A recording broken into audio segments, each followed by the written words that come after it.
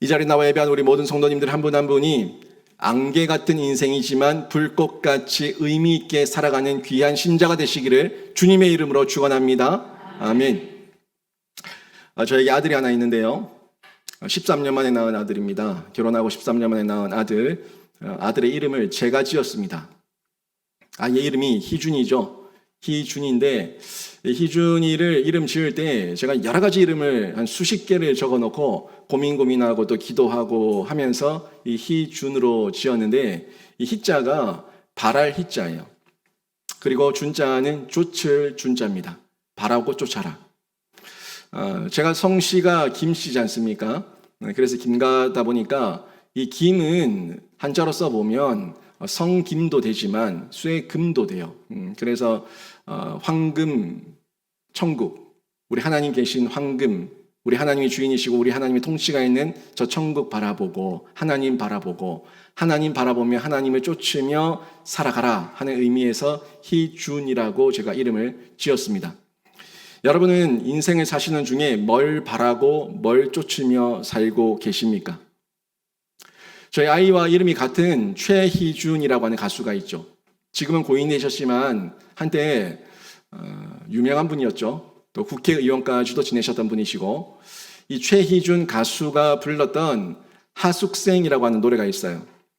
젊은 분들은 잘 모를 수 있지만 저도 아니까 웬만한 분은 다 아실 거라 생각이 되는데 이 하숙생의 노래 가사를 가만히 보니까 의미가 있더라고요.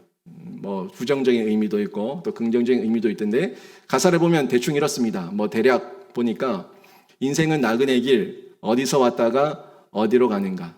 인생은 나그네 길 구름이 흘러가듯 정처 없이 흘러서 간다. 제가 불러드리고 싶지만 부를 순 없고 가사만 읽어드립니다. 인생은 벌거숭이 빈손으로 왔다가 빈손으로 가는가. 인생은 벌거숭이 강물이 흘러가듯 소리 없이 흘러서 간다. 기억나시죠? 어릴 때 또 젊은 시절에 여러분들이 흥얼흥얼 하셨던 그 노래 맞습니다. 이 하숙생이라고 하는 이 가사를 보면서 제가 두 가지를 느꼈습니다. 이 최희준 씨는 어떤 신앙을 가지고 있었는지 잘 모르겠지만 하나는 아는데 둘은 모르는구나 하는 면에서 아쉬움이 있었습니다. 먼저 인생, 사람이 하숙생, 나그네, 벌거숭이라는 말은 맞아요. 맞는데 우리 신자도 마찬가지입니다. 우리 신자도 그런 면에서는 마찬가지인데 세상 사람들은 나그네고 벌거숭인 건 아는데 정처 없이 흘러서 가요. 내가 왜 사는지, 뭐 때문에 사는지, 왜 돈을 벌고 왜 공부를 하고 왜 일을 하는지 이유를 모른 채 그냥 돈돈거리면서 살다가 돌아버려요. 그리고 돈돈거리고 살다가 돌아버리고 그냥 돌다가 이 땅 떠나는 거예요. 그러니까 의미가 없어요. 안개죠, 안개. 그냥 완전한 안개로 끝난 인생. 그런데요, 제가 발견한 거는 신자 나그네 맞고 벌거숭이 맞고 하숙생 맞는데 신자는요, 어디서 와서 어디로 가는지 아는 인생이 신자인 줄로 믿습니다. 저와 여러분 어디서 왔습니까? 하나님께로부터 왔습니다. 다시 어디로 갑니까? 하나님께로 갑니다. 어디서 와서 어디로 가는지 아는 인생. 근데 이 노래 가사에서는 어디로 와서 어디로 가는지 모르는 인생. 정처 없이 흘러서 간다. 정처 없이 흘러서 간다. 이렇게 이야기를 하면서 아무것도 모르는 인생으로 이렇게 얘기를 하고 있는데 참 안타깝다는 생각이 들었습니다. 우리 신자는 나그네, 벌거숭이 맞지만 분명히 방향이 있습니다. 표대가 있습니다. 목표가 있습니다. 여러분은 하나님께로부터 와서 하나님께로 가는 인생인 줄로 믿습니까? 지금 아멘이라고 말씀하셨는데 이 아멘이라고 말씀하신 면에 있어서 여러분은 분명히 신앙을 가지고 있어요. 신앙을 가지고 있으니까 신앙의 고백을 가지고 진리, 성경이 우리가 어디서부터 왔고 어디로 가는지 진리, 성경이 말씀하고 있으니까 그 성경 말씀대로 믿고 아멘이라고 하는 거예요. 이 아멘을 저희가 하고 있다면 말로만 아멘으로 끝나지 않고 실제로 살아내고 있는가? 실제로 그 말씀대로 실천적 신앙으로 살아가고 있는가 하는 부분 한번 점검해 봐야 되지 않겠습니까? 우리가 아멘이라고 말은 하는데 많은 사람들을 보면은 실천적 무신론자로 살아가는 경우가 너무나 많다는 거예요. 예수 믿습니다. 어디서 와서 어디로 가는지 압니다. 아멘 했는데 신앙의 모습을 보면 실천적으로는 실천하지 못하는 무신론자인 것처럼, 어디서 와서 어디로 가는지 모르는 것처럼 그렇게 사는 사람이 너무 많다는 거예요. 심지어는 자기 신론에 빠져서 내가 신이다, 내가 왕이다, 내가 주인이다 라고 얘기하면서 사는 사람들이 너무 많다는 거예요. 여러분, 야고보 장로가 오늘 이 말씀을 적을 때 그 시대에도 사람들이 돈밖에 몰랐어요. 돈덩거리고 살았어요. 지금도 돈덩거리고 살지만 돈 있으면 다 되는 줄 알아요. 돈 있으면 다 되는 줄 아는데 돈덩거리고 살고 있는데, 지금이나 예나 마찬가지입니다. 그 야고보 장로가 그 시대에 이 돈밖에 모르는 장사꾼들에게 지금 오늘 말씀을 전달하고 있는 거예요. 특별히 야고보 장로가 있었던 그 지역은 팔레스타인 지역, 중동 지역. 중동 지역은 기본적으로 지중해 연안에 끼고 있어요. 지중해 연안에 끼고 있기 때문에 특별히 팔레스타인 가나안 땅 그쪽 이스라엘 지역은 중개 무역이 활발해질 수밖에 없는 지역입니다. 그래서 물건을 가지고 와서 팔고 물건을 또 무역해서 팔아 넘기고, 그렇게 중개 무역을 통해 가서 큰 이권을 가지고 있었고 돈을 벌고 있었어요. 그래서 오늘 본문 말씀에 보면 그런 시대적 배경 속에서 오늘 말씀을 전달하고 있는 거예요. 13절, 14절 말씀 보십시오. 들으라, 너희 중에 말하기를 오늘이나 내일이나 우리가 어떤 도시에 가서 거기서 1년을 머물며 장사하여 이익을 보리라 하는 자들아, 내일 일을 너희가 알지 못하는도다. 너희 생명이 무엇이냐? 너희는 잠깐 보이다가 없어지는 안개니라. 아멘. 이 말씀을 지금 13절에서 14절에 말씀하고 있는데, 여러분, 이 말씀이 결국에 장사를 하고 돈을 남기고 이익을 남기고 어떤 수익을 버는 거, 이것 자체를 뭐라는 게 아니에요. 장사하는 것 자체를 뭐라는 게 아닙니다. 지금 본문의 내용과 의도를 잘 보시라고요. 부당하지 않아요. 장사하는 것 자체는 부당하지 않습니다. 이익을 남기는 것 자체는 부당하지 않습니다. 여러분도 직장을 다니고 사업을 하고 장사를 하면은 이윤이 남아야지 장사를 할 거 아닙니까? 이게 자유시장 경제에서, 자본주의 사회에서 전혀 문제가 되지 않습니다. 이 내용을 보라는 거예요. 내용은 다른 면에 있습니다. 지금 야고보 장로가 전달하고자 하는 건 다른 면이에요. 오늘, 내일 어디 가서 장사한다, 이익을 남기겠다, 전혀 잘못이 아니에요. 그 자체는 잘못이 아닙니다. 사실 우리 모두가 장사를 하듯이 그렇게 계획을 세우고 살고 있지 않습니까? 학생들은 입시를 준비하고 시험을 준비하고 또 취업, 결혼, 우리 어른들도 자녀를 낳고 가정을 일구고 또 사업을 하는 중에 사업체를 키우고 여러 가지 계획을 가지고 살아가고 있어요. 그 계획 자체가 잘못된 것도 아니에요. 뭔가를 내가 남기겠다, 뭔가 의미 있는 삶을 살겠다, 그 자체는 아무것도 문제가 되지 않아요. 계획, 꿈, 그것 자체는 문제가 되지 않아요. 오늘 여러분이 이 예배를 드리고 나서 저녁 때는 가족들과 또는 누구 친구들과 어떻게 뭐 만남이나 모임이나 어떤 계획을 가지고 있다면 그 계획, 그것도 잘못된 건 아니에요. 그 자체가 잘못된 건 아닙니다. 여행을 갑니다. 계획을 세우고 여행을 가는데 그 여행 자체를 잘못됐다고 얘기할 수가 있겠어요? 저도 계획이 있어요. 저도 목회자지만 계획을 가지고 사역하고, 계획을 가지고 설교하고, 계획을 가지고 목양하고, 계획을 가지고 선교하고 전도하고, 계획을 가지고 뭔가를 다 합니다. 그럼 이 계획 자체가 잘못됐다고 얘기할 수 있냐고요. 여행을 가는데 여행 갈 때 계획 없이 가는 게 어리석은 사람이지, 여행 갈 때 어디 숙소를 다 정하고 차 렌트를 어떻게 하고 어느 음식을 먹고 계획 세우고 가는 게 뭐가 잘못입니까? 지금은 저희가 단기 선교, 비전 트립 이렇게 표현하지만 사도 바울도 몇 년씩 1차, 2차, 3차 선교 여행을 가지 않았습니까? 선교 여행을 갈 때 계획을 가지고 갔어요. 계획을 세우고 계획대로 가서 그곳에서 이방인들에게 복음을 증거하는 그런 귀한 사역을 감당했는데, 마찬가지입니다. 모든 부분에서 그 자체가 잘못된 건 아니에요. 바울도 선교 여행을 했으니까 여행 자체는 잘못된 게 아니고, 예수님께서도 장사라고 돈을 줬는데 5달란트, 2달란트, 1달란트 또는 한 문화씩 다 똑같이 줬는데 어떤 사람은 그것을 가지고 남겼어요. 남겼는가 하면 어떤 사람은 그것을 수건에 싸가지고 파 묻어뒀어요. 예수님께서 남긴 자에게는 잘했다, 착하고 충성된 종아 칭찬하셨고, 파 묻어둔 자에게는 어리석고 악하고 못된 종이라고 책망하시며 징계하셨습니다. 그런 면에서 그러면 장사에서 이윤을 남기는 게 잘못된 겁니까? 잘못된 게 아니에요. 이 모든 것 자체는 잘못된 것이 아닌데 뭐가 문제냐는 거죠. 문제는 딴 데 있습니다. 하나님 없이 자기 자신이 시간과 계획을 세우고 통제하고 내 맘대로 할 수 있다고 생각하는 착각, 이게 잘못이에요. 내 맘대로 할 수 있다는 생각.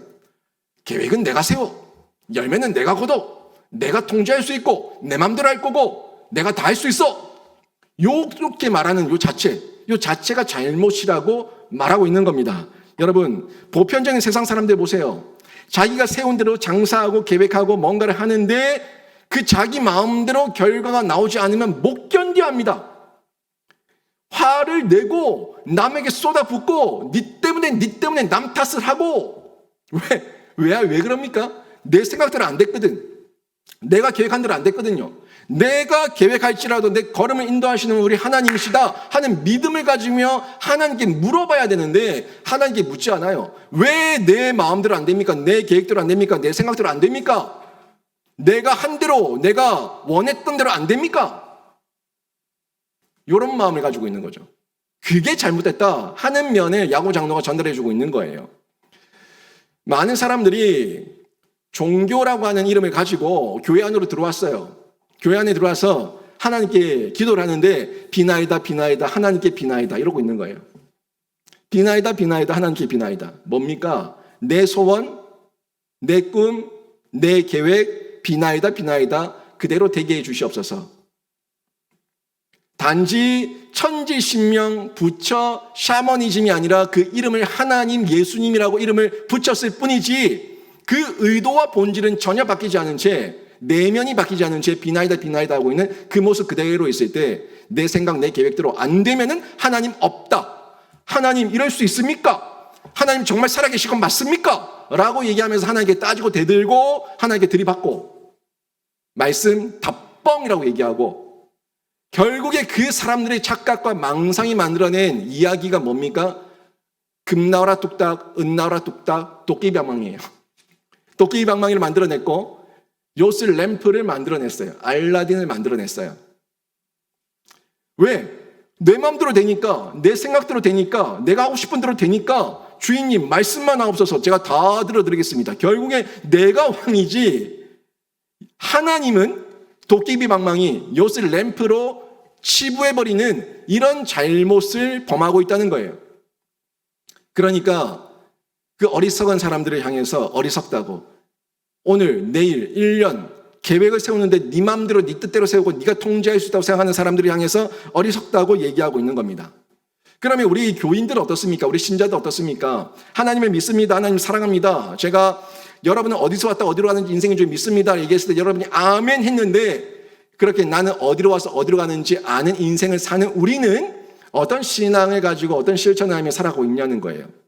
많은 교인들이 이름은 신자다, 이름은 그리스도인이라 무늬만 가지고 들어와서 교회는 교회고 세상은 세상이다 라는 논리를 가지고 있는 사람이 너무나 많아요. 교회는 교회고 말씀은 말씀이고 성경은 성경이고 세상은 세상이고 세상은 세상의 논리가 있고 세상의 법칙이 있으니까 세상의 방법대로 살아가야지 잘 사는 거야 라고 얘기하는 사람들이 얼마나 많냐는 거예요. 그러니까 교회는 교회로서 교회의 법대로만 살면 되는 거고 세상 나가면 세상 방법대로 살아가야 된다. 그러니까 신행이 불일치가 되는 거죠. 교회에서는 하나님 믿습니다. 아멘. 세상 나가서는 세상의 논리대로 살아가는 불일치. 이런 모습으로 살아갈 때에 하나님 통치를 거부하죠. 하나님을 믿는 척만 하고 있는 그 가식됨이 다 드러나죠. 이런 모습들을 저희가 얼마나 많이 보고 있습니까? 다시 얘기하면 이 모습이 입으로는 예수 믿습니다라는 유신론자인 것처럼 얘기하지만 실천은 무신론자예요. 실천적 무신론자로 살아가고 있는 겁니다. 거기다 심지어 자기 신론에 빠져 있어요. 내가 신이야, 내가 신. 하나님까지도 이용해야 되는, 하나님까지도 나에게 비위를 맞춰줘야 되는 그런 존재로 나를 격상시키고 하나님을 낮춰버리죠. 그게 지난주에 봤었던 유교인의 모습 아닙니까? 하나님을 믿는다고 하나님을 끌어들어오긴 했는데 나를 위해 이용해 먹는 하나님일 뿐이지 의자 위에는 내가 앉아있고 의자 밑에는 하나님이 있는 거예요. 이런 모습이 실천적 무신론이고 실천적 자기신론이다 하는 면에서 제가 전달하고 있는 겁니다. 물론 지금 여러분이 여기 앉아 계시기 때문에 여기는 교회입니다. 그죠? 여기는 교회 마당이니까, 교회 바당이니까 여기 앉아서는 하나님을 믿습니다 얘기하고 내가 신이다라고 말하지는 않아요. 그런데 세상에 나가면 내가 신인 것처럼 굴면서 살아간다는 거예요. 분명히 내가 신이 아닌데 또 돌아오면 하나님 잘못했어요 얘기하는데 세상만 나가면은 거기 무슨 마법에 걸린 것처럼 세상만 나가면 무신론자인 것처럼 살아가고 실천적으로 자기 신론을 가지고 살아가는 이런 모습을 가지고 있다는 거죠. 그래서 어때요, 여러분? 내가 주인이다, 내가 왕이다, 내가 신이다, 하나님 없다 라고 얘기하며 살아가고 있는 이 세상 사람, 세상을 보니까 어떻습니까? 또 여러분 그렇게 살아와 보셨을 건데 여러분이 그렇게 하나님 무시하며 살아보시니까 어땠습니까? 제가 잘 아는 살림살이 좀 나아지셨습니까? 여러분 뜻대로 잘 되셨습니까? 부와 귀가 여러분에게 왔습니까? 건강합니까? 하나하나 모든 것이 평안합니까? 자유합니까? 기쁩니까? 감격이 있습니까? 여러분, 우리 인간의 실존을 이해하세요. 인간 실존을 이해하지 못하고 인정하지 않으면 아무런 변화가 일어나지 않습니다. 인간의 실존을 이해하고 인정하는 그런 태도가 있어야 되는데 저와 여러분은 태엽을 감아놓은 시계에 불과합니다. 요즘은 약을 넣고 쓰지만 배터리를 넣고 쓰는데 요즘도 마찬가지지만 지금 시계도 배터리 다 떨어지면 꺼지는 건 당연한 거 아닙니까? 예전엔 태엽을 감아놨지만 태엽을 한 바퀴 다 돌고 나면 시간 멈추는 거 당연한 거 아닙니까? 여러분 여기서 천년 만년 살 사람 누가 있습니까? 여러분 모두가 태엽 감아놓은 인생이에요. 그 태엽이 그 배터리가 언제 떨어질지 아무도 모른다고요. 한 번만 감겨져 있는 인생이고 한 번 왔다가 한 번 가는 인생입니다. 생로병사에서 그 누구도 자유로울 수 없습니다. 태어나서 늙어가고 병들고 죽어요. 태어나는 그 순간부터 여러분 우리 모두는 늙어갑니다. 이 생노예죠. 생노. 그리고 병들고 그리고 죽어요. 이 생로병사에서 예외였던 사람 한 명이라도 있다면 말해봐요. 아무도 없습니다. 모든 인간과 육체가 피는 때가 있으면 지는 때가 있어요. 이걸 저희가 인정해야 되는데 지나간 시간을 돌이킬 수가 없거든요. 그러면 앞으로 지나간 시간은 돌이킬 수 없지만 앞으로의 시간은 우리가 예측하고 대비하면서 하나님의 뜻 안에서 살아갈 수 있는 계획을 세울 수가 있어요. 그 계획을 하나님 안에서 세우라는 겁니다. 네 뜻대로 세우지 말고 네 마음대로 세우지 말고 하나님 안에서 하나님께 묻고 하나님께 간구하면서 계획을 세우라는 거예요. 메멘토 모리라는 말이 있어요. 제가 라틴어인데 이 메멘토 모리를 예전에 들어봤었는데 지난주에 다시 한번 들었습니다. 3월 17일 목요일이었을 거예요. 제가 TV조선 뉴스 9시 뉴스를 보는 중에 그때 신동욱 앵커가 얘기하는 앵커의 시선이라고 하는 이 코너가 있었어요. 신동욱 앵커의 시선에서 이 메멘토 모리를 얘기하더라고요. 이 라틴어예요. 이 메멘토 모리는 단 게 아닙니다. 로마 시대에 전쟁에 나가서 승리한 장군들이 개선문을 통과할 때 많은 사람들이 꽃가루를 뿌리고 환호하며 함성을 지르면서 그 개선 장군을 열렬히 환영하죠. 그때 그 개선 장군 뒤에 있는 부하, 노예들인데 이 부하들이 그 장군을 향해서 소리쳤던 메시지가 메멘토 모리입니다. 메멘토 모리는 죽음을 기억하라는 거예요. 번역하면 죽음을 기억하라는 거예요. 이 얘기를 신동욱 앵커가 언급하면서 청와대에 들어가는 그 시간은 시작되는 순간부터 5년이라는 시간이 정해져 있는데 당선자가 메멘토 모리를 잊지 않기를 바라고 우리 모든 사람들이 메멘토 모리, 죽음을 기억하라는 것을 잊지 않고 마지막을 기억한다면 겸손해질 수 있지 않겠는가 하는 메시지를 전달해 주고 있었어요. 그러니까 로마의 장군도 메멘토 모리의 그 소리를 들으면서 지금 내가 이긴 것이 전부를 이긴 것이 아니라 또 언젠가는 나는 죽음 앞에 서야 된다는 것을 늘 기억하면서 겸손하게 자신을 연마하고 갈고 닦으면서 준비하고 대비하고 교만하지 말 것을 요청하고 있는 메시지죠. 앞에서는 환호합니다. 뒤에서는 메멘토 모리를 외치고 있습니다. 여러분 인생 가운데 모든 것을 다 가진 것 같아요. 여러분 인생 가운데 청춘 같은 시간이 지나가고 또 중년이 지나가고 또 여러분이 죽음을 준비해야 될 때가 분명히 있는데 그 시간을 지나갈 때에 여러분이 메멘토 모리를 기억하면서 나에게도 죽음이 있고 죽음을 기억한다면 여러분이 경거망동하면서 하나님을 떠나보낸 인생을 살 수 있겠냐는 겁니다. 이런 메시지를 전달하고 있는 건데 여러분 실천적 무신론에서 저희가 벗어나야 됩니다. 모든 인생의 통제와 역사와 계획은 하나님께 있다는 것을 인정하면서 하나님의 붙들고 하나님의 의지하며 살아가야 된다는 거예요. 늘 하나님을 염두에 둔 계획을 세우고 하나님께 물으면서 실천하고 걸음걸음을 겸손하게 나아가야 된다는 거죠. 그렇게 하지 않을 때 야고보 장로가 오늘 본문 16절에서 이런 메시지를 전달하고 있어요. 보세요. 이제도 너희가 허탄한 자랑을 하니 그러한 자랑은 다 악한 것이라. 아멘. 뭐라고 얘기해요? 허탄한 자랑, 교만과 자만에 빠진 자랑, 썩어질 자랑, 그게 악이다. 하나님 앞에서 악이다 하는 얘기를 하고 있는 겁니다. 우리가 하나님 없이 돈 자랑하는 거, 우리가 하나님 없이 나의 외모와 미모와 나의 건강을 자랑하는 거, 내가 하나님 없이 내 자녀를 자랑하는 거, 그 모든 것이 악이라는 거예요. 결국 내가 자랑하는 이유는 내 자녀와 내 돈과 내 미모와 내 건강과 내 외적인 것들을 통해 가지고 뭘 높이고 싶은 거예요? 하나님을 높이고 싶은 게 본질입니까? 나를 높이고 싶은 게 본질입니까? 나를 높이고 싶은 게 본질이에요. 하나님을 높이는 건 없고 그걸 자랑하면서 결국 높이고 싶은 건 나를 드러내고 싶은 거예요. 교회가 왜 타락했습니까? 본질이 사라지고 목회자들이 타락했을 때 하나님을 높이는 것이 아니라 자기가 유명해지고 자기가 드러나고 자기가 교회의 것을 내 것이라고 착각했을 때 교회가 타락했어요. 메멘토 모리, 목회자들에게도 마찬가지고 모든 권력자들에게도 마찬가지고 모든 신자들에게도 마찬가지고 메멘토 모리를 기억하면서 죽음을 기억하면서 살아간다면 우리가 겸손해지지 않겠습니까? 내가 폐암에 걸려서 마지막 숨을 거둘 때를 기억한다면 담배를 손에 들고 있겠습니까? 내가 간암에 걸려서 내가 죽어가는 그 시점을 그 병상에서 그 마지막을 기억만 한다 할 수만 있다면, 바라볼 수만 있다면 자기가 술잔에 들고 있겠습니까? 자기가 도박을 통해서 온 집안이 발가망신하고 망가지고 부서지는 것을 기억한다면 자기 손에 화토패를 들고 있을 수가 있겠습니까? 그 마지막을 기억할 수 있는 그 많은 겸손함, 그것이 있을 때에 자신의 인생을 겸허하게 하나님 앞에서 묻고 다시 한번 점검하면서 살아갈 수가 있다는 거예요. 나폴레옹 장군 아실 겁니다. 황제였죠. 나폴레옹이 유럽 대부분을 점령했어요. 유럽 대부분을 점령하면서 영웅이 되었는데 나폴레옹 마음에는 아직까지 채워지지 않은 욕망이 있었습니다. 알프스 산맥을 넘어야겠다.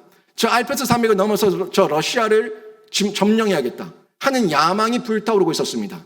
그때 나폴레옹의 참모였던 그 친구가 나폴레옹을 말립니다. 왜 그러냐고. 그러지 말라고.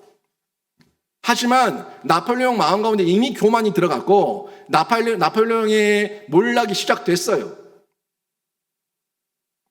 그 친구가 나폴레옹에게 이미 우리가 점령한 땅은 어마어마하고 이것만으로 만족할 수 있는데 왜 한 번도 가보지 않은 저 알프스 산맥을 넘어서 러시아까지 진군하려고 하는가. 그러지 마라.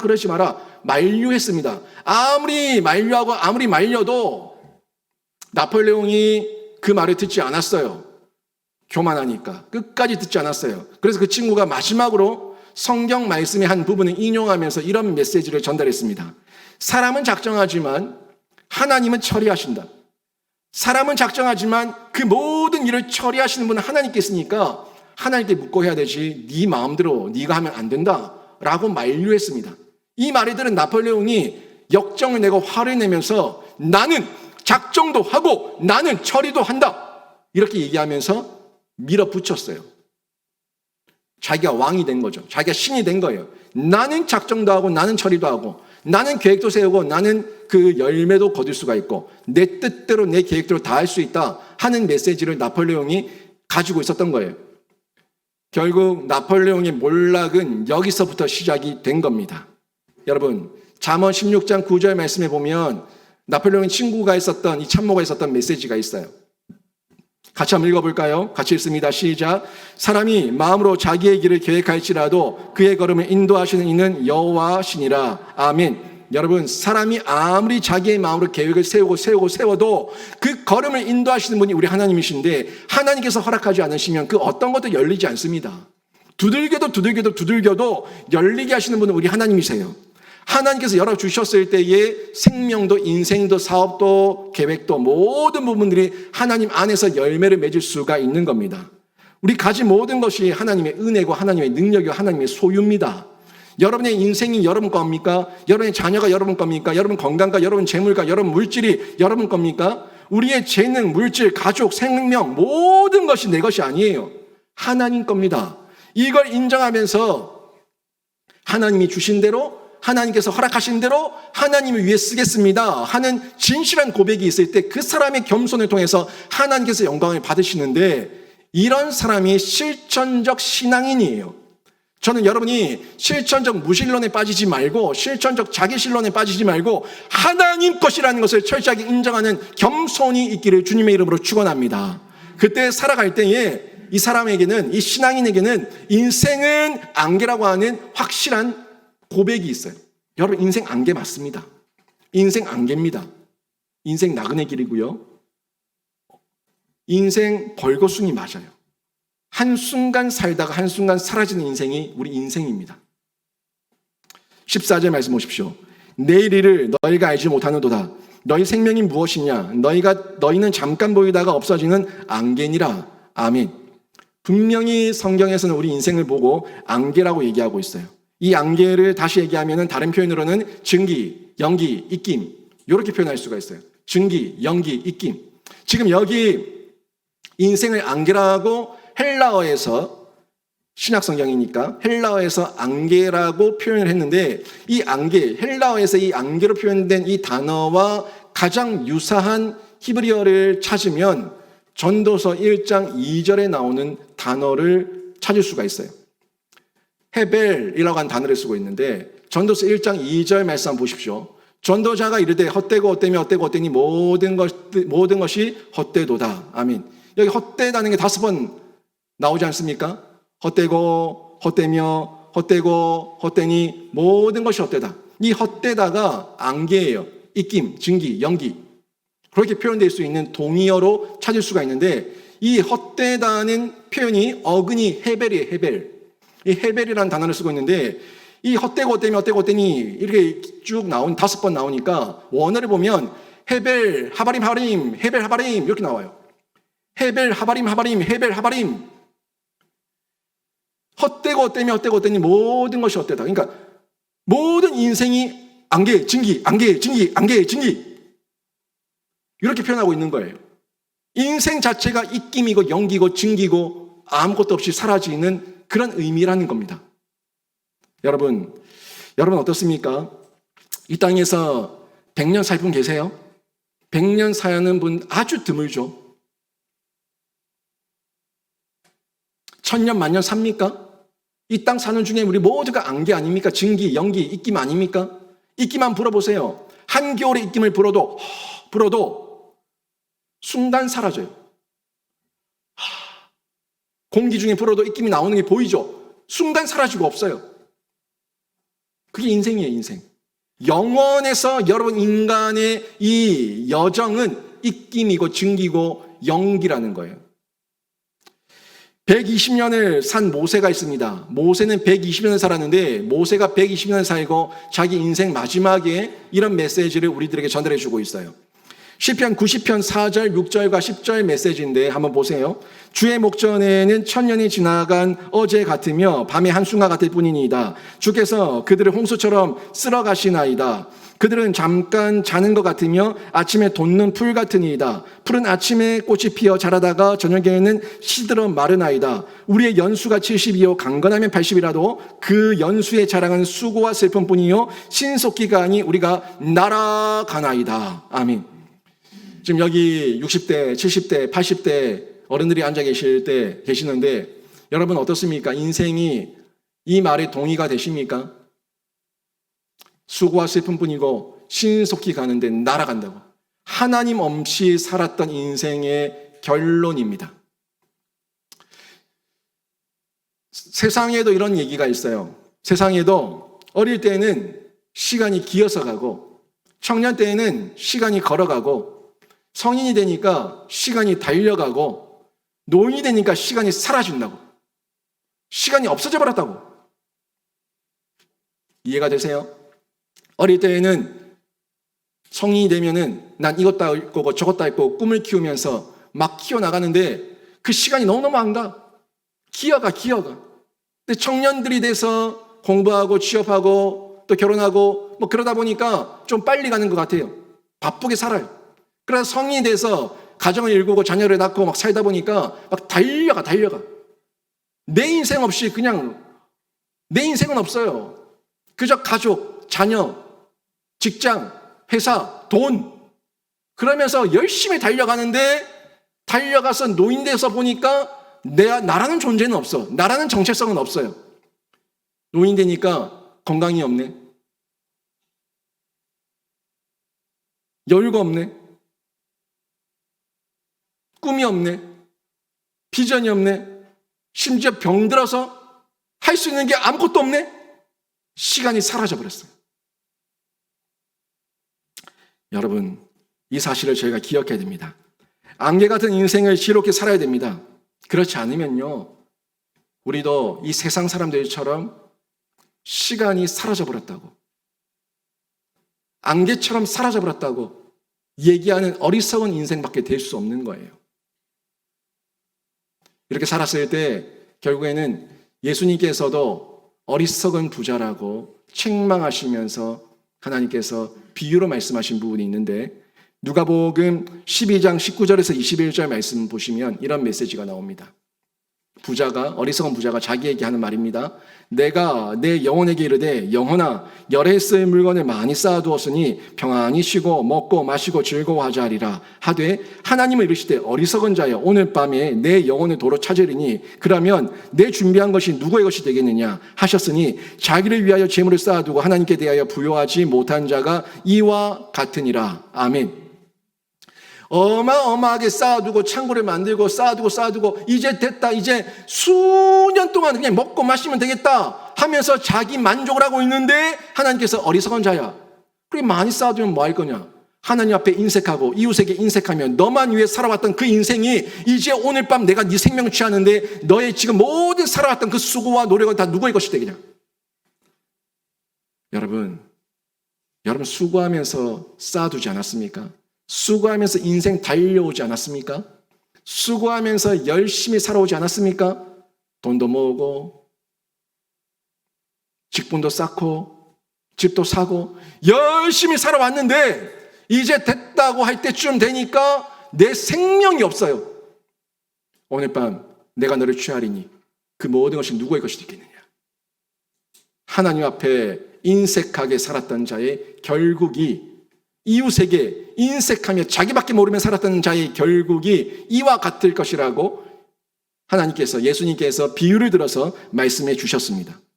여러분, 저희가 기억해야 돼요. 기억해야 돼요. 메멘토 모리를 기억해야 돼요. 죽음을 기억해야 돼요. 마지막이 있음을 기억해야 돼요. 여기서 영원 평생 살 사람 아무도 없어요. 모두가 한순간 왔다 한순간 지나가는 인생입니다. 세계 최대 강대국이 어디입니까? 미국이죠. 그 누구도 입댈 수 없을 만큼 세계 최대 강대국입니다. 미국은 세계 전부를 두고, 세계 전 세계를 두고 전쟁을 치를 수 있는 나라예요. 핵 보유는 러시아가 제일 많아요. 제일 많은 핵 탄두를 가지고 있습니다. 그런데도 러시아는 세계 제2위 강대국이라고 얘기하면서도, 군사대국이라고 얘기하면서도 미국의 제재를 받을 수밖에 없는 나라예요. 미국의 제재로 인해서 디폴트가 온다 만다 하는 얘기가 나올 수밖에 없는 나라가 러시아입니다. 아직까지는. 세계 최대 강대국은 미국이에요. 그런데 미국의 35대 대통령이었던 케네디 대통령은 암살당해서 죽었습니다. 알았을까요? 자기가 암살당해서, 세계 최대 강대국 대통령인 케네디가 암살당해 죽을 거라고 누가 상상했을까요? 우리나라에 5대에서 9대까지 대통령을 지낸 박정희 대통령이 있어요. 유신 정권을 세워서 비난도 많고 비판도 많습니다. 하지만 한국 사회의 경제의 근대화와 현대화를 이뤘다는 것에 대해서는 그 누구도 부인할 수 없는 사람이죠. 이 박정희 대통령 독재한 거 맞아요. 그런데 이 사람도 암살당해서 죽었습니다. 철통 같은 경비원들과 경호원들과 그 호의 속에 있음에도 불구하고 한순간 방심했을 때 결국에는 암살당할 수밖에 없었어요. 자기가 알았을까요? 알았으면 그 자리에 갔을까요? 영국의 왕세자비인 다이애나비, 이 다이애나비도 마찬가지입니다. 아름다움을 가지고 있었고 명성을 가지고 있었고 그랬지만 결국엔 이혼하고 자신의 새로운 인생을 살기 위해서 프랑스로 갔다가 그 프랑스에서 교통사고로 다이애나비는 죽었습니다. 자기가 여기서 교통사고로 죽을 거라고 상상을 했을까요? 아무도 상상하지 못했고 아무도 예측하지 못했습니다. 우리 인생이에요. 안개예요. 증기예요. 연기예요. 입김이에요. 아무도 상상하지 못한 시간에 언제 어디서 갈지 모릅니다. 오는 시간은 하나님께서 보내신 시간이 있기 때문에 몇 년, 몇 월, 며칠 우리가 지금 알고 있지만 나는 몇 년, 몇 월, 며칠 몇 시에 태어났다는 걸 알고 있지만 여러분이 갈 시간은 몇 년, 몇 월, 며칠 몇 시인지 아무도 모릅니다. 제가 여러분보다 먼저 갈 수 있고요. 여러분이 저보다 먼저 갈 수도 있어요. 아무도 모릅니다. 아무도 모르는 이 상황 가운데서 겸손해지는 자가 하나님 안에, 하나님 은혜 아래에 있는 사람이고 하나님을 인정하는 사람이죠. 러시아와 우크라이나 전쟁 누가 상상을 했겠습니까? 저도 설마 전쟁 나겠냐 생각했어요. 저도 설마 했어요. 설마 모두가 설마 하던 중에 결국 전쟁이 터졌고 지금 경제적인 손실과 얼마나 무고한 사람들이 많이 죽어나가고 있습니까? 러시아 군인들은 본인들이 훈련 나가는 줄 알고 따라 나갔다가 훈련이 아니라 실전이었고 그 실전 가운데서 결국에 죽어나간 군사들이 얼마나 많습니까? 모두가 하나같이 예측하지 못했습니다. 알지 못했어요. 한 치 앞도 알지 못했습니다. 순간 사라지는 인생이 될 줄 아무도 알지 못했어요. 그런데 그 몰랐던 그 시간을 살아보니까 자신이 안개였다는 것을 죽는 그 순간에야 알 수가 있었다는 거죠. 그런데 우리는 어떻습니까? 성경을 통해서 메멘토 모리, 죽음을 기억하라고 얘기하고 우리에게 안개라고 얘기하고 분명히 우리의 마지막을 염두에 두고 살 것을 권면하고 있는 메시지가 얼마나 많이 있습니까? 솔로몬의 격언을 보세요. 그 시대, 이 시대 가운데 세계에서 가장 지혜로웠다는 솔로몬도 잠언 3장 5절에서 6절에 이런 메시지를 남기고 있습니다. 너는 마음을 다하여 여호와를 신뢰하고 내 명철을 의지하지 말라. 너는 범사의 그를 인정하라. 그리하면 내 길을 지도하시리라. 아멘. 마음을 다해서 여호와를 사랑하고 하나님을 의지하고 하나님 앞에서 겸비하고 겸손해질 것을 요청하고 있습니다. 그러면 내가 내 길을 걸어가는 것이 아니라 하나님의 지도 아래서 그 걸음걸음을 걸어갈 수가 있다 하는 메시지를 솔로몬이 전달해 주고 있어요. 또 모세도 시편 90편 12절에서 이런 메시지를 전달하고 있습니다. 아까 120년 살았던 모세라고 얘기했죠. 우리에게 우리 날 계수함을 가르치사 지혜로운 마음을 얻게 하소서. 아멘. 우리에게 우리 날 계수함을 가르치사 우리 날 계수함, 내가 연약하고 유한한 시간을 살고 있는 그 계수함을 가르치고 깨닫게 하셔서 지혜로운 마음을 얻게 하시고 하나님의 뜻 아래서 살게 해 주시옵소서 하는 기도를 모세도 하고 있었다는 거죠. 여러분, 우리가 안개라는 것을 기억하면서 안개 같은 인생이지만 하나님 앞에 겸손하게 하나님의 걸음을 인도받으면서 살아가면 안개 같은 인생이지만 불꽃 같은 인생을 살아갈 수가 있어요. 안개 같은 인생이지만 불꽃 같은 인생을 살아갈 수 있다고요. 여러분, 안개도 순간 사라집니다. 불꽃도 순간 사라집니다. 둘 다 사라지는 거예요. 안개는 그냥 사라질 허무함이지만 불꽃은 빛을 발합니다. 불꽃은 빛을 발하고 또 다른 것에 불을 붙일 수가 있고 또 다른 것에 영향력을 끼칠 수가 있는 불꽃 인생이에요. 저는 우리 성도들이 안개 같은 인생임을 알고 불꽃같이 살아가는 귀한 신자가 되시기를 주님의 이름으로 축원합니다. 불꽃이 모이면은 불빛이 됩니다. 불꽃이 되면 불기둥이 됩니다. 불꽃이 되면은 새로운 것을 태우고 변화시킬 수가 있습니다. 새로운 빛을 다른 상대방들에게 전달해 줄 수가 있는 거예요. 여러분이 남긴 불꽃이, 여러분이 타오른 불꽃이 여러분 자녀에게 남겨지고, 여러분이 던진 그 불꽃이 우리 교회에 던져지고, 여러분이 던진 그 불꽃이 우리 다음 세대에 던져지고, 여러분이 던진 그 불꽃이 이 지역 가운데 던져져서, 지인들 가운데 던져져서 그들에게 새 생명의 역사가 일어난다면, 여러분 불꽃이었지만, 사라졌지만 여러분은 의무를 다하고 사명을 다한 하나님의 귀한 생명 사역자입니다. 안개는 사라져버리면 끝이지만 불꽃은 새로운 불기둥을 일으키고 열과 빛을 발하게 합니다. 얼마나 의미가 있어요. 오늘 말씀 15절에서 17절 보십시오. 너희가 도리어 말하기를 주의 뜻이면 우리가 살기도 하고 이것이나 저것을 하리라 할 것이거늘 어제도 너희가 허탄한 자랑을 하니 그러한 자랑은 다 악한 것이라. 그러므로 사람이 선을 행할 줄 알고도 행하지 아니하면 죄니라. 아멘. 지금 앞에 보세요. 앞부분에 보면은 주의 뜻이면 우리가 살기도 하고 이것이나 저것을 하리라 할 것이거늘. 겉으로는 교회에서는 하나님 뜻이면 허락해 주시옵소서, 하나님 뜻이면 인도해 주시옵소서, 말로만 하지 말고 이 모든 말 가운데서 진짜 살아낼 수 있는 상투어가 아니라 신앙의 확신을 가지라는 거예요. 신앙의 확신으로 이 말을 하라는 겁니다. 우리 청지기가 그런 자들 아닙니까? 하나님께서 주신 것을 인정하면서, 모든 것이 하나님의 것임을 인정하면서 하나님 안에서 살아가는 자들 아니에요? 하나님의 계획을 가지고, 하나님의 뜻을 가지고, 하나님의 것을 내 것처럼 쓰지만 내 것이 아니라 하나님의 것입니다 인정하는 자, 이게 선한 청지기의 모습인데, 주님의 뜻이면 이 말 상토가 아니라 신앙의 확신이 되어가지고 우리가 말할 때에 여러분에게도 능력이 나타나고, 여러분에게도 삶의 실천적 신앙의 모습이 나타나고, 여러분을 통해서 불꽃이 드러나서 다른 상대방에게 영향력을 끼치게 될 줄로 믿습니다. 주님의 뜻이면 상투어, 입, 말로만, 혀로만, 아니요, 진짜 신앙의 확신, 내 가슴에 있는 확신으로 살아내는 거예요. 내 정체성과 사명을 가지고 살아내는 거예요. 그때에 이 하나님 앞에서 의미 있게 하나님의 뜻을 물으면서 열매 맺는 삶을 살 수가 있어요. 이 부분을 바른 신학에서, 바른 신학적 의미에서 예정론이라고 얘기해요. 많이 들어보셨죠? 예정론. 이 예정론을 사람들은 굉장히 극단적으로 이해하는 사람들이 있어요. 그게 세상 사람들의 숙명론, 운명론입니다. 하나님께서 다 예정하시고 다 계획하셨으니까 내가 할 거 없네.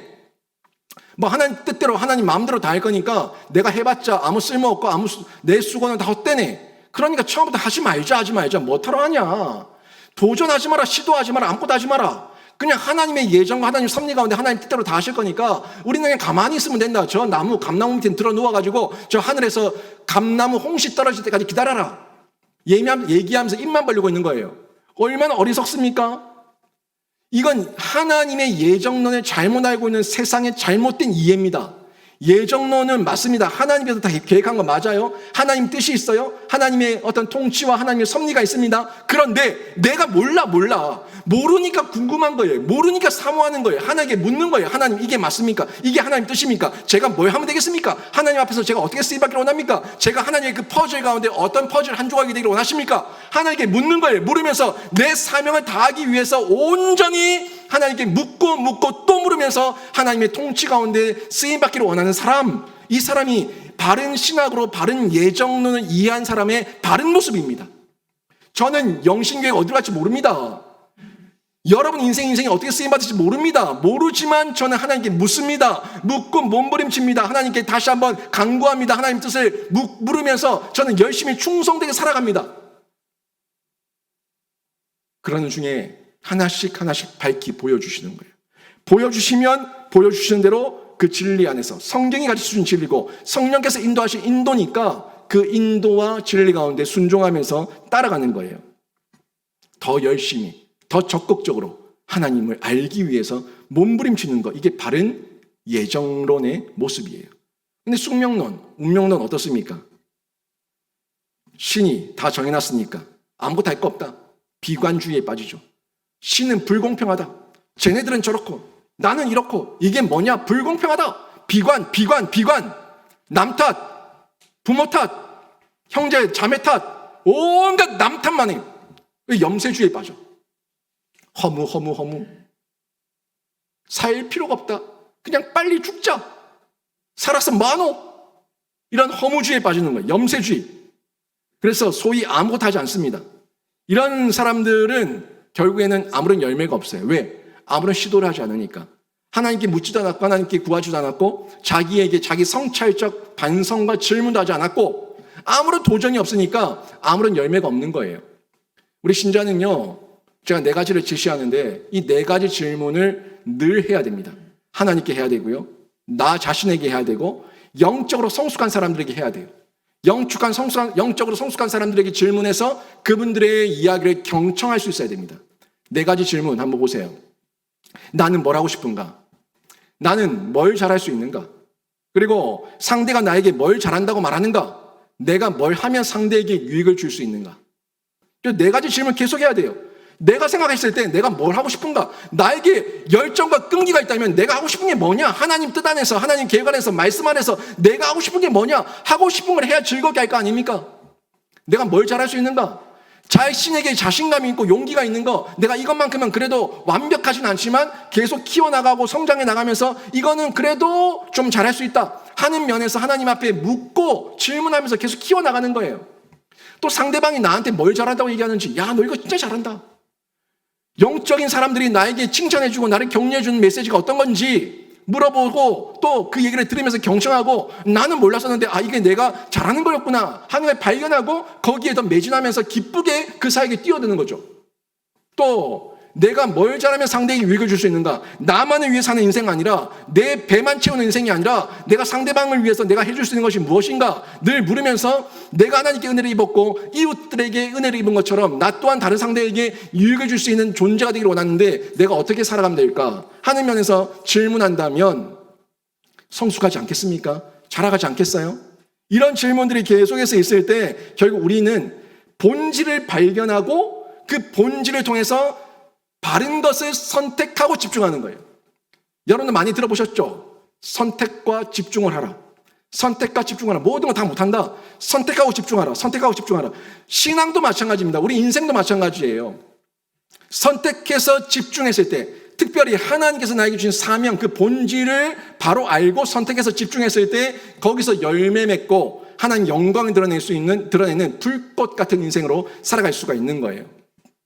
이거 하루 해보고 안 되네. 저거 하루 해보고 안 되네. 아니면 100개, 1000개 흩어놓고 이것도 하면서 아무것도 아닌 것이 되는 사람이 아니라, 내가 뭘 잘하는지, 내가 뭘 하고 싶은지, 상대방이 나에게 뭘 잘한다고 얘기하는지, 내가 상대방에게 어떤 유익을 줄 수 있는지 계속해서 질문하고 경청하면서 하나님께 구하며 기도하는 중에 하나님께서 그 퍼즐 하나하나를 보여주실 때에 그 사명 가지고 쓰임받으며 살아갈 수가 있는 거예요. 결국에는 하나님 안에서 정결함, 구별됨, 성결함을 요청하고 있는 거죠. 여러분 지금 묵상하세요. 레위기 묵상을 하고 있는데 여러분에게 상당히 어려울 겁니다. 이게 나랑 무슨 상관이냐, 이게 그래서 나보고 어떡하라고 하는 마음이 들 거예요.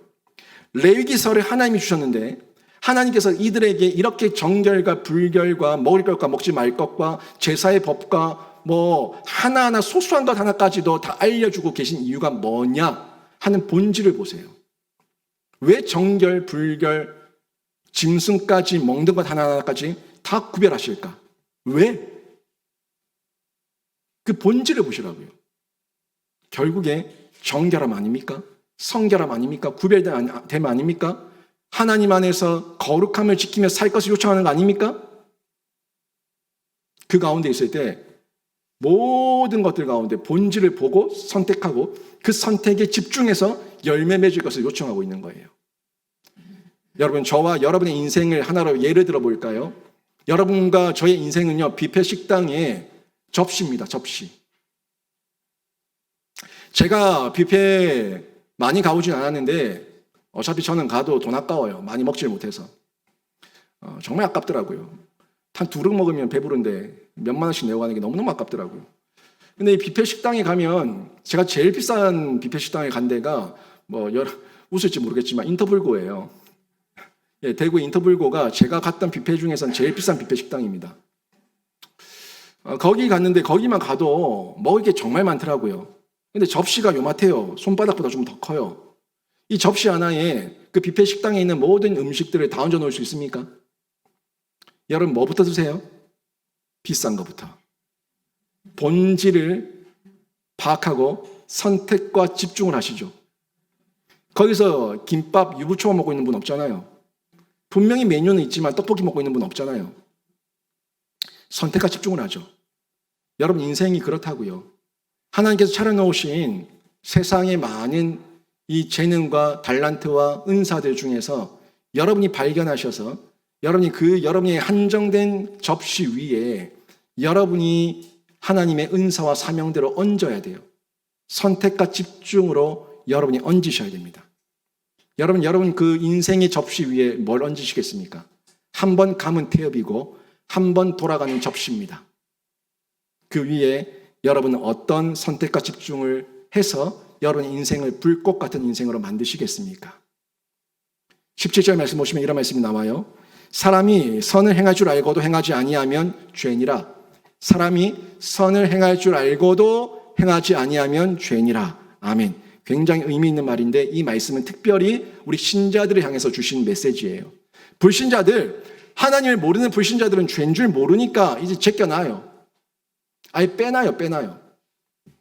여러분이 지금 예수를 믿는다고 방금 전에 아멘이라고 말씀하지 않았다면 모르겠는데, 여러분이 지금 이 자리에 앉아서 예배를 드리고 있지 않는다면 모르겠는데, 여러분이 저를 통해서 하나님의 메시지를 듣지 않았다면 모르겠는데, 여러분은 들었고 여러분은 앉아있고 여러분은 아멘으로 얘기했어요. 그렇다면 여러분은 지금 뭐가 선이고 뭐가 악인지 이미 듣고 알았습니다. 여러분이 인정할지 안 할지 모르겠지만 여러분은 알았다고요. 그런데 선을 뭔지 알고도 행하지 않는 자는 뭐라고요? 죄라고 얘기하고 있습니다. 결국에 여러분이 아무리 아멘 얘기하고 아멘 얘기하고 아멘을 고백해도 실천적으로 신앙의 모습으로 살아내지 못하면 그게 죄라는 거예요. 실천적 무신론자가 아니라, 실천적 자기신론이 아니라 실천적 신앙인으로, 유신론자로 하나님을 믿는 하나님의 백성으로 살아갈 때에 그게 선이고 하나님께 영광이 된다는 겁니다. 여러분 이거 부인할 수 없지 않습니까? 여러분은 뭐가 선인 줄 압니다. 뭐가 악인 줄 압니다. 이미 성경을 통해서 우리가 받았고 여러분 끊임없이 말씀을 통해 들으면서 여러분 속에 새겨졌어요. 그래서 여러분 가운데 죄를 지을 때 거리낌이 생기고 두려움이 생기고 부담감이 생기는 거예요. 왜요? 신자이기 때문에 그런 겁니다. 그 감사함으로 받고, 그렇다면 나는 어떻게 살아갈 것인가? 난 뭘 위해서 어떻게 살아갈 것인가 결정해야 되지 않겠습니까? 우리 한국교회 안에, 우리 영신교회 안에도 알면서도 행하지 않는 죄가 너무나 많아요. 아는데 행하지 않는 죄가 너무나 많다고요. 한국교회 안에, 우리 영신교회 안에. 여러분, 행하는 사람은요, 자기가 완벽해서 행하는 게 아닙니다. 부족하지만 채우실 하나님을 기대하면서 하나님을 의지하면서 행하는 사람이 실천적 유신론자예요. 그런데 실천적 무신론자들은 아예 시도를 하지 않는 거예요. 부족해도 부족하니까 안 하고, 어차피 안 될 거니까 안 하고, 의지적으로 변명하고 핑계대고 이유대면서 의지적으로 행하려고 하지 않는다는 겁니다. 이게 악이에요. 알았으면, 깨달았으면, 느꼈으면 반응해야 되는 게 옳은 것이고 선입니다. 교회에는 이런 법칙이 있습니다. 7대3 법칙인데요. 7대3 법칙 들어보셨습니까? 교회는 늘 보면 7대3으로 나눠집니다. 70%와 30%인데요. 30%는 교회 안에서 말씀을 듣고 어떻게든 공동체와 이웃과 신앙을 위해서 살아보겠다고 행하는 성도들의 30%가 있습니다. 그리고 분명히 교회에 앉아있긴 앉아있는데, 교회 교인으로 등록되어 있는데 교회에서 행하지 않고 30%의 행하는 성도들을 통해서 도움만 받고 성기만 받는 70%의 성도들이 있습니다. 이게 7대3이에요. 한국교회의 고질적인 법칙입니다. 물론 과거에 30%의 성도 안에 있다가 나이가 들고 병이 들고 몸이 노쇠해져서 70%의 그룹으로 옮겨간 사람들도 있지만 그들의 마음만큼은 30% 있다고요. 마음만큼은 돕고 싶고, 마음만큼은 섬기고 싶고, 마음만큼은 함께하고 싶은 이 마음의 도전이 있는 거예요. 그게 30% 행하는 성도들의 모습입니다. 그런데요, 70%는 아예 시도조차 하려고 하지 않습니다. 아무런 시도를 하지 않고 아무런 도전을 하지 않아요. 그냥 도와주는 대로 섬김만 받으면서 그렇게 신앙생활을 하는 사람들이 있다는 겁니다. 여러분 어떻습니까? 여러분 지금 70%에 속한 사람입니까? 아니면 30%에 속한 사람입니까? 우리 영신교회 다음 주 34주년 설립 감사예배 드린다고 했죠? 우리 한국교회 120년이 넘는 시간 동안 이 30%의 성도들 때문에 여기까지 왔습니다. 불꽃 같았지만 순간 섬기고 불꽃처럼 사라졌지만 그 섬김의 은혜와 은사들과 그 사랑이 지금까지 반짝이면서 여기까지 교회가 성장하고 커왔던 거예요. 여러분, 우리 인생 안개 맞습니다. 짧습니다. 예측 불가합니다. 이것을 우리가 먼저 하나님 앞에서 인정해야겠죠? 그렇게 부족하고 연약한 인생이라고 해도, 안개 같은 인생이라고 해도 하나님께 맡겨지면은 하나님께서 이 안개 같은 인생을 불꽃 같은 인생으로 사용하셔서 하나님의 영광을 드러내시고 하나님의 빛을 드러내시고 맛을 드러내셔서 예수를 증거하게 하실 줄로 믿습니다. 이왕 살아갈 인생, 안개도 사라지고 불꽃도 사라지지만 여러분은 안개로만 끝나지 마시고 이왕 사라질 안개 같은 인생이지만 불꽃같이 살아가셔가지고 여러분은 여러분을 통해서 새로운 새 생명이 잉태되고 여러분을 통해서 신앙 계대가 이어지고 여러분을 통해서 많은 지인들과 많은 사람들에게 예수의 새 생명을 증거하셔서 예수의 빛과 맛을 드러내는 불꽃이 되시기를 주님의 이름으로 축원합니다. 얼마나 복됩니까? 저도요 여기에서 불꽃이에요. 이 강단에서 불꽃처럼 저는 타오르고 불꽃처럼 말씀 전하고 불꽃처럼 여러분에게 열을 전달하고 저는 사라질 겁니다. 사라질 거예요. 또 다른 목회자가 또 다른 성도들이 이 영신교회를 이어가며 세워나가며 하나님 영광을 드러낼 겁니다. 불꽃 같은 부모 되십시오. 불꽃 같은 중직 되십시오. 불꽃 같은 성도 되십시오. 모두가 불꽃같이 살아갑시다. 허무한 인생, 어디로 와서 어디로 가는지 모르는 인생, 그저 인생 탄식만 하는 인생, 불쌍한 인생 되지 마시고 어디로 와서 어디로 가는지 알고 하나님 앞에 쓰임받는 복된 불꽃 같은 신자 되시기를 주님의 이름으로 축원합니다. 오늘 말씀 정리하면 실천적 무신론 확인하십시오. 실천적 무신론 말로만 아멘 아멘 나가면은 하나님 없는 듯 내 마음대로 사는 인생, 실천적 무신론 확실하게 확인하시고 버리십시오. 하나님께 물으십시오. 계속해서 질문하시고 기도하시고 그리고 인생의 안개 같은 인생 메멘토 모리 그걸 인정하시면서 겸손해지시고 인생을 하나님 앞에서 불꽃처럼 살아가실 때 부끄럽지 않게 하나님 앞에서 불꽃이 선용되기를 원합니다 하는 확신 가지시고 하나님 앞에 쓰임 받으실 때 안개 같은 인생이 불꽃 같은 인생 되고 하나님께 쓰임 받는 생명 사역자가 될 줄 믿는데 우리 모든 성도들 한 분 한 분이 이런 불꽃 사역자 되시기를 주님의 이름으로 축원합니다. 아멘.